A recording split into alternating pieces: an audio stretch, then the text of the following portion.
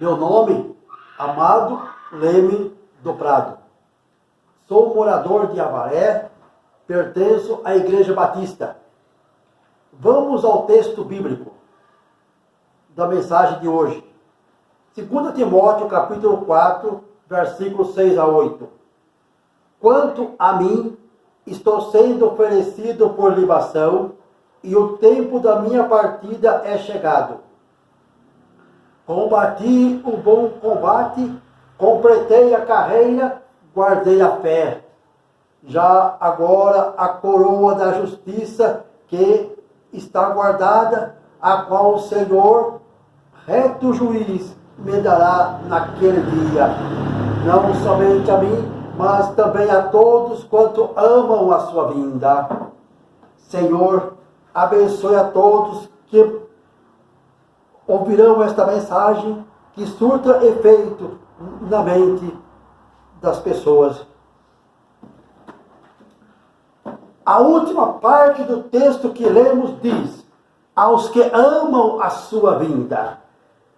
Meus ouvintes, você ama a vinda de Cristo? Quem ama, pensa no objeto do seu amor. Por exemplo,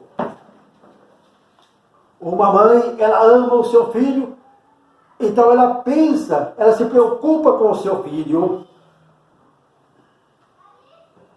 Você ama a vinda de Cristo? É a minha pergunta. Quantos pensamentos que passaram por tua cabeça nesse dia?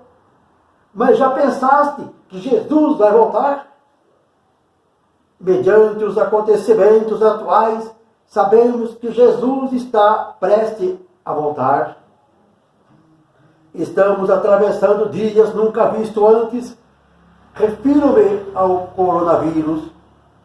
No início de fevereiro, a Organização Mundial da Saúde passa a chamar oficialmente Covid-19. 19 significa o ano de 2019. Não se fala mais em surto epidêmico. Não se fala mais em epidemia. Uma nova palavra ganhou o nosso vocabulário. É pandemia. O que é pandemia? Segundo o dicionário de Lelo, é uma palavra grega que significa doença que ataca a quase todos em um país ou em um continente. Mas o coronavírus é a maior de todas as pandemias, o seu alcance é mundial. Jesus falou das epidemias em seu sermão escatológico. Em Lucas 21 e 11 lemos: haverá grandes terremotos, epidemias, fome em vários lugares, coisas espantosas e também grandes sinais do céu. Como vemos, a epidemia está na lista dos acontecimentos que precederão a volta de Cristo. Meus ouvintes, é por isso que dizemos que o coronavírus é um dos sinais da vinda de Cristo. Jesus está prestes a voltar. Jesus fala da reação das pessoas diante desses acontecimentos. Em Lucas 21 e 26 diz assim: haverá homens que desmaiarão de terror e pela expectativa das coisas que sobrevirão ao mundo. A passagem bíblica refere-se ao medo, o pavor e o pânico. Não é isso que estamos presenciando? O mundo todo se curva diante de um vírus.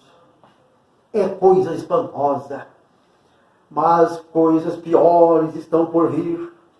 Jesus, no seu sermão escatológico de Mateus 24, apresenta uma lista de acontecimentos. E no versículo 8 diz assim: porém, tudo isso é princípio das dores. Minha posição escatológica Sou pré-milenista, dispensionalista, portanto, eu creio no arrebatamento da igreja, creio na grande tribulação que se seguirá, que é o cumprimento da 70ª semana de Daniel 9 e 27. A grande tribulação se trata da ira de Deus. A igreja será arrebatada, será guardada da manifestação da sua ira. Conforme o texto de Apocalipse 3 e 10, como guardaste a palavra da minha perseverança, também eu te guardarei da hora da provação que há de vir sobre o mundo inteiro para experimentar os que habitam sobre a terra. O que estamos vivendo hoje não se trata da ira de Deus, conforme vemos no livro do Apocalipse. Por isso te digo, coisas piores estão por vir. A igreja precisa se preparar para a segunda vinda de Jesus. Faz-se necessário que haja temor a Deus. Em Lucas 12, versículo 4 a 5, leamos: Digo-vos, pois, amigos meus, não temais os que matam e depois disso nada mais podem fazer. Eu, porém, vos mostrarei a quem deveis temer. Temei aquele que depois de matar, ele tem o poder de lançar no inferno. E, sim, digo-vos, esse deveis temer. Estamos temendo por um vírus que nada pode fazer além de matar o corpo. Temei aquele, isto é, a Deus, que depois de matar o corpo, ele tem o poder de lançar a alma no inferno. Não estou fazendo apologia ao coronavírus, pelo contrário, devemos seguir as recomendações do Ministério da Saúde sobre a higienização, isolamento e outras medidas. O coronavírus é perigoso e pode matar. Não há remédios ou vacina para combatê-lo. Proteger é a única arma contra esse poderoso inimigo. Temos que conservar nossa saúde, manter o nosso corpo sadio, porque ele é o templo do Espírito Santo. Conforme Paulo escreveu em 2 Coríntios 3, versículos 16 e 17, diz assim: Não sabeis que sois o santuário de Deus e que o Espírito de Deus habita em vós? Se alguém destruir o santuário de Deus, Deus o destruirá, porque o santuário de Deus que sois vós é sagrado. Ele está falando de nosso corpo, que é o templo do Espírito Santo. Cada um de nós temos o dia da nossa chamada, e nós temos que esperar por aquele dia. Se de alguma forma adiantarmos aquele dia, seja por vícios, por descuido da nossa saúde, ou de alguma forma estaremos morrendo como suicida.